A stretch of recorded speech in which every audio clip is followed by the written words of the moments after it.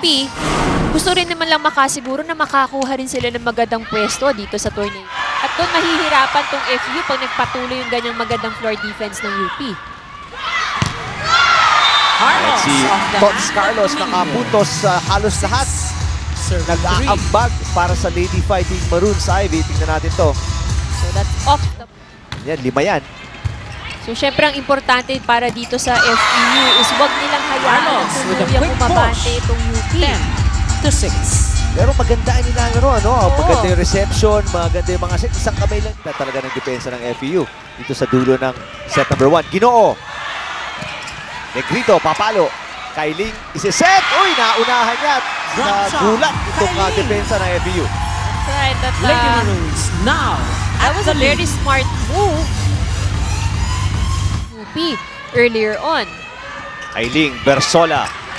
Ito na naman ang FEU. Atake, Ginoo, angat. Yes! Ginoo. Cross-court shot. Magandang pagkakahatid ni Kyle Negrito. Heather Ginoo. Advantage. And itong siguradong sabi ng mga viewers, Nick, ito si Ivy. Niloloko kami nito ni Ivy Remulla. Jamzon. Ganda nung pagkating ni Atienza. Push ni Basas, mataas. Kailing, punta kay Bersola. Pero doon ang depensa ni Palma. Good block mula kay Remy Palma. So very, very close second set. Actually, sa lahat ng sa skin set, naging pan. Ito si Dorog. Atienza. Negrito mag-aangat. Basas. Dorog, ang ganda ng depensa. Basarte, ginawit sa kabila. Negrito ngayon. Punta kay Villarreal. Off speed, yes. Ginoo. So that's Heather Ginoo. Off speed hit. UP Sigurado na. Ni isa molde. That's right. Oh, Kyle Negrito once again. Attacks and score. Ginawa ni Kailing yan kanina sa kanya, no? Siguro sabi niya, pakita ko sa'yo, kaya ko din. 13. Doremdes. Negrito, inangat. Dinatrasan ni Ginoo. Pero parang free ball na lang. Tiamzon, babawi. Mula sa block. Yan yung feeling ko gusto gawin niya ni Paul Chamzon kanina. Ngayon, nakuha na niya yung tempo at yung timing. Tumama sa kamay ni Shinba. FEU. Makakapuntos dahil tumalbog yung bola sa block. Sa dalawang team na to, we have to remind na importante ang bawat panalo. Actually, bawat puntos is very important para dito sa larong ito because if in case na yung finals natin ay hindi na umabot sa Game 3 at itong battle for third ay kinailangan pang umabot ng Game 3, magkakaroon na lamang ng tiebreaker quotient system. Pasarte, inangat punta kay Carlos na block ni Villarreal pero si Molde ilulusot. Molde, nabanggit natin, di gano'ng kaganda yung laro nung second set. Ngayon, bumabawi, Ivy. Bumabawi, playing smart.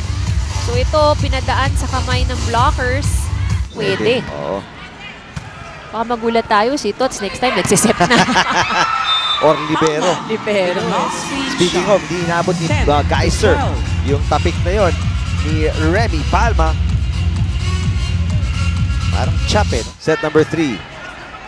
Pasarte, punta kay Carlos. Uy! Buti si Palma, nagawa ng paraan yun ah. Palma, dig. With a gentle tip. Hindi nabuhay. 13-10. Para ba nag-relax ang FEU ID ngayon third set? May simple mga errors, ano? That's right.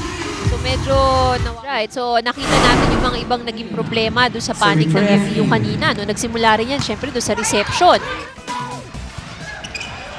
E natin mamaya kung happy-happy pa din ang Ateneo no? Sa paglaban nila sa NU na napakaganda ng inilalaro dito sa ating collegiate conference. Molde! Balik tayo, set number 4, Isa Molde.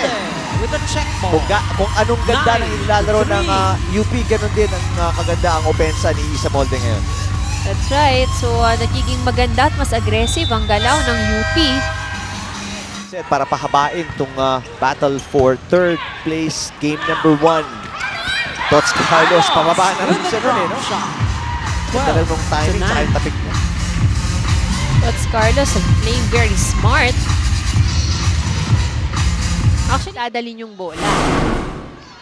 Well, fifth set, nagsimula na po. Unahan sa 15 at Ginoo scores Din siyang option. kinuha niya sa gitna. Si Kaya naman, Basas. Richard off the Basas. block. 3. Ang hindi natin Serving nakikita one. umopensa masyado si Remy Palma, no? Hindi Actually, siya masyado nabibigyan eh. isa pang malakas. Buitre. Natuntik din ni Basas. Estranyero nagangat molde. Puputos para sa UP. Off the hand of Ginoo. So, nagiging weak 4-6. spot sa depensa ng FPU. Makikita natin kung down the line. Kanina pa yan, Ivy. Oo, ang dami nang napupuntos ng UP dyan eh. Puro Talagang- patanong Oo eh, eh. Pinag-iisip niya yung mga bata. Parang realization na, oo nga. Dapat pala ginawa ko yun. Dapat pala nandito ako. Baga ni spoon feeding eh. Block na Molde. naman.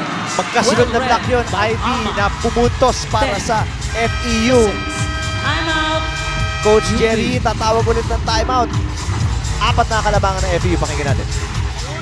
Di ba? Papaluin yun! Oo, pag na-block, napunta sa'yo. Dahil nga si Pons di maglalaro and siya ang tumulong mag-deliver nitong Game 1 win sa best of 3 nila kontra sa UP battle for third place. Ang ganda, no? Tama rounds dalawa. Bumawi Oo. UP. Actually, parang replay to nung ano eh. Yung unang pagkikita nila nung prelims. Eh, ganito rin yun eh. Almost the same yung naging resulta ng game. Pero